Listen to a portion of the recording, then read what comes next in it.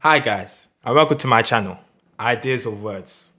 And today we'll be doing a countdown of my top 5 favorite books of the year, the end of year wrap up. And today, as I probably say, this year has been been I say rather good reading year, rather good year. It hasn't been the best.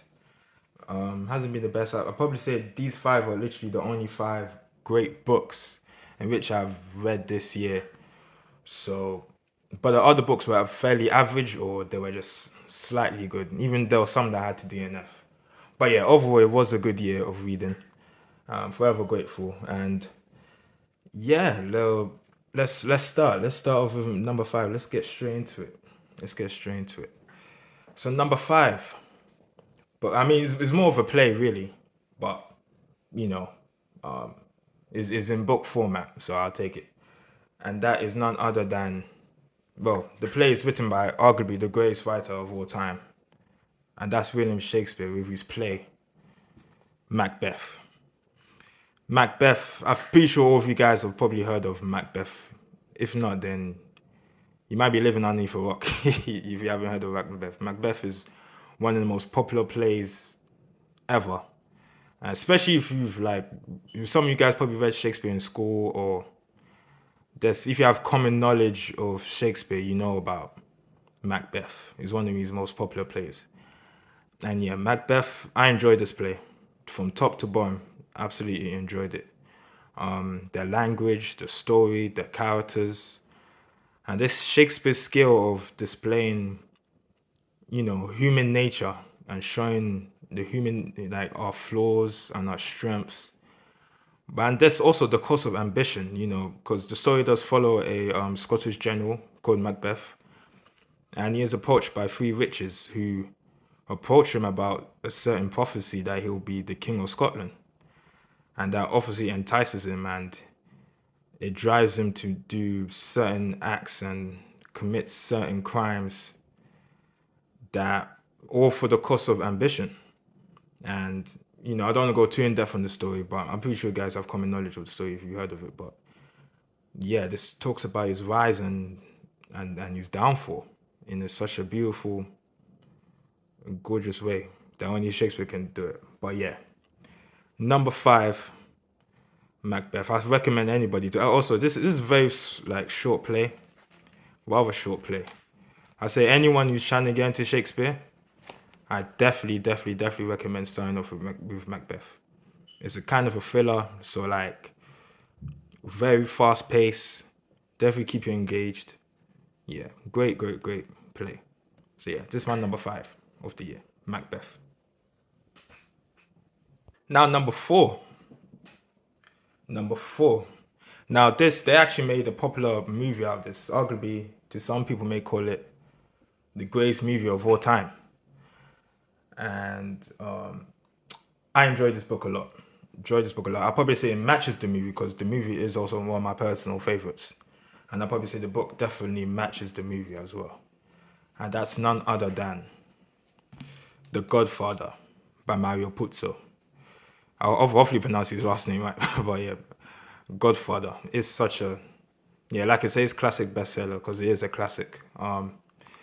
This book is just as great as the movie, just as great. It follows the story of the Corleone family, the mafia family, the rise, the ups and the downs, the how they operate, the importance of family. The importance of family is very big in this book.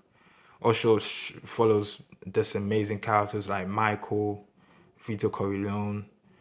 Just like the movie. If anyone watched the movie, those were arguably the greatest characters in cinema history. And this book definitely demonstrates it. I'll probably say Vito is probably more charismatic in the book than he is in the movie because the movie was very charismatic, but in the book, he definitely shines just as bright in the movie. But yeah, it's just such a great book, man. Such a great book from top to bottom again. The characters, especially Michael, he, which is Vito's son.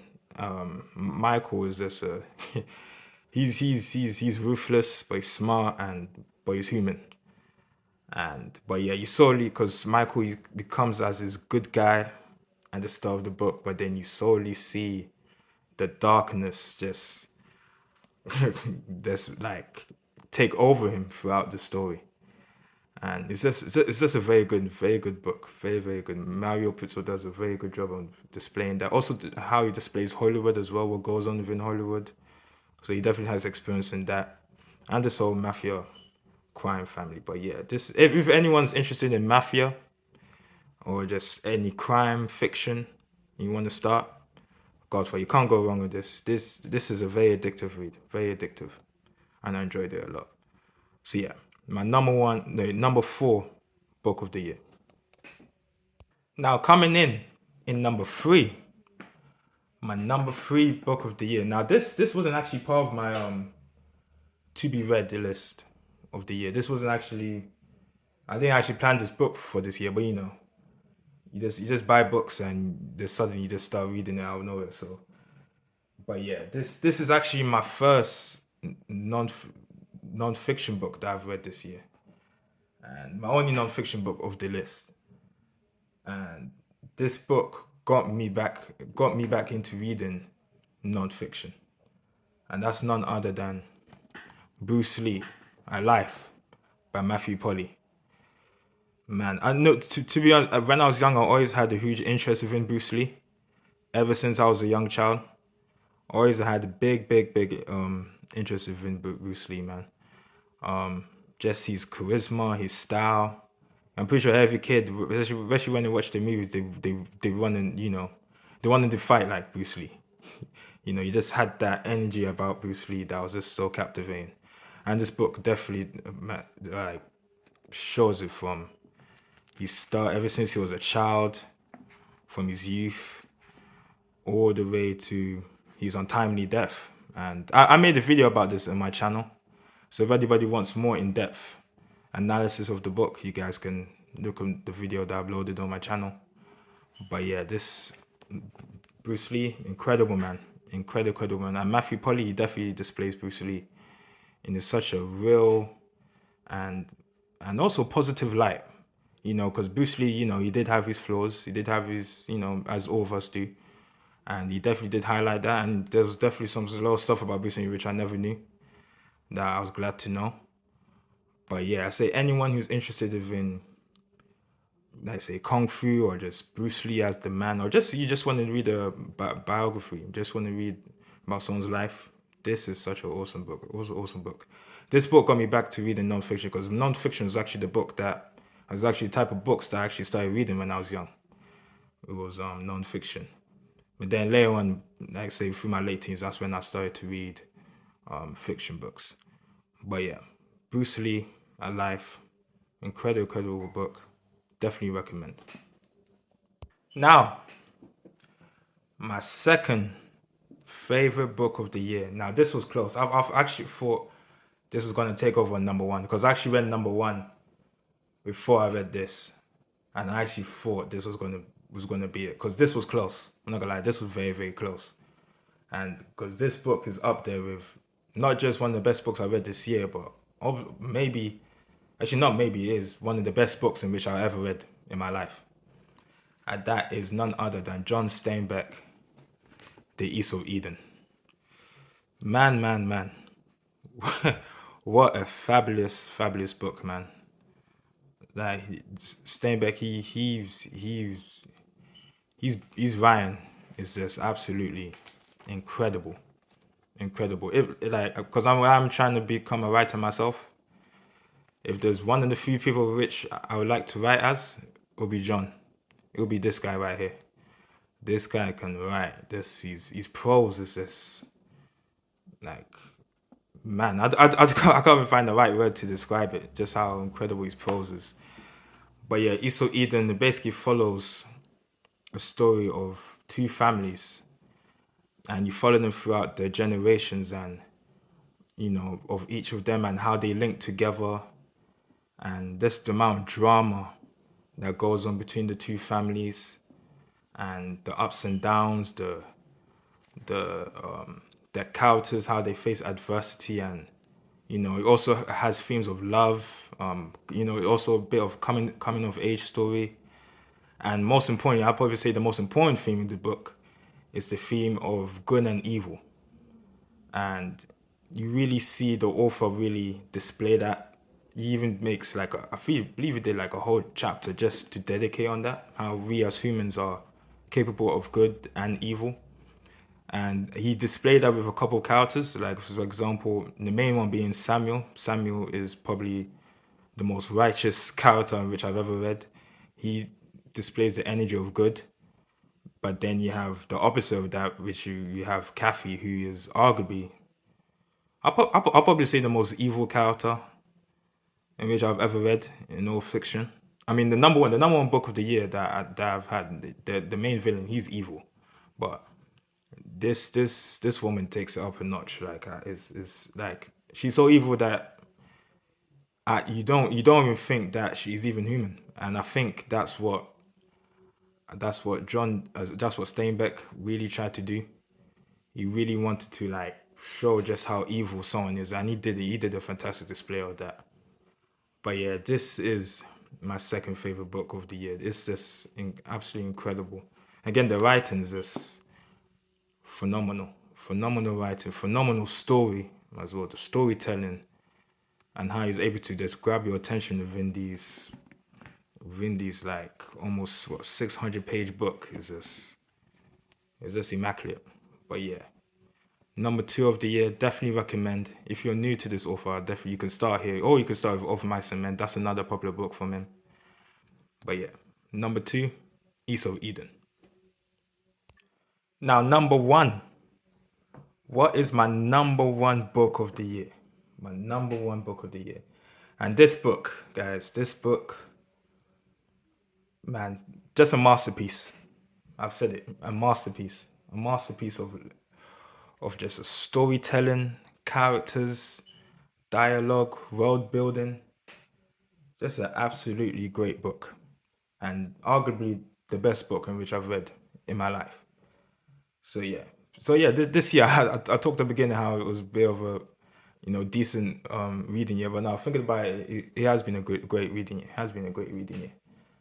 And now, time to show you the best book of 2024 in which I've read.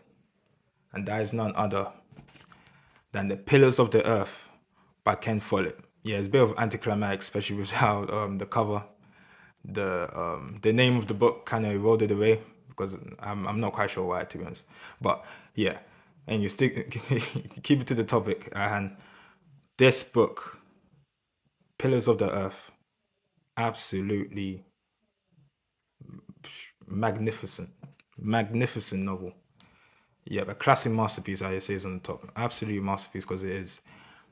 This is basically the great historical fiction novel. Great historical fiction novel, and basically the book. Just to summarize real quickly, basically it focuses on a character named Philip, and basically he's a monk, and he basically just wants to create a cathedral, and by the way, this is set in 12th century England, based in 12th century England, and it just focuses on a monk trying to build a cathedral. Now, hearing that, you may think it's rather boring or it's like, what? But man, let me not.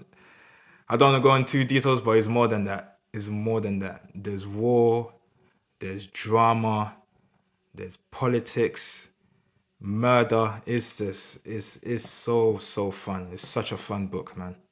Such a fun book. I couldn't put this down, guys. This book is what? Can you see that? Like 1,000 pages long, over 1,000 pages long. I finished this book like it was nothing. I couldn't put this book down, man. I couldn't put this book down. I was reading it everywhere, outside, on the train. Like it was just so addicting, so addicting. Such an addictive book. And Ken Follett, he's such a masterful storyteller, and I honestly cannot wait to read more of his work. Honestly, cannot read more of his work. Just everything from the characters, Tom, Philip, Jack, such amazing realistic characters. How Ken Follett is able to display the history of the Dark Ages within England. It's just masterful, masterful. Also, you have the villain, William, who is just such a the definition of a villain. Like, if you want to know the definition of villain, read this book and find out about William. He is evil. He is another definition of evil. But yeah, fantastic book. My number one book of the year, Pillars of the Earth.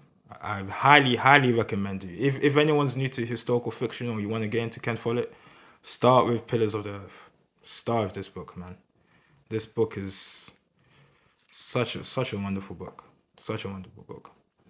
But yeah, guys, that is my top books of the year. I hope you enjoyed this video. I hope to upload more soon, rather soon. Again, it's been a good year of reading, yeah, and I hope it was a good year of reading for you guys as well. Next year, plan for bigger things, plan for bigger goals, especially when reading, and I hope it's the same for you guys. But thanks for watching, and I hope to see you in the next video. Peace.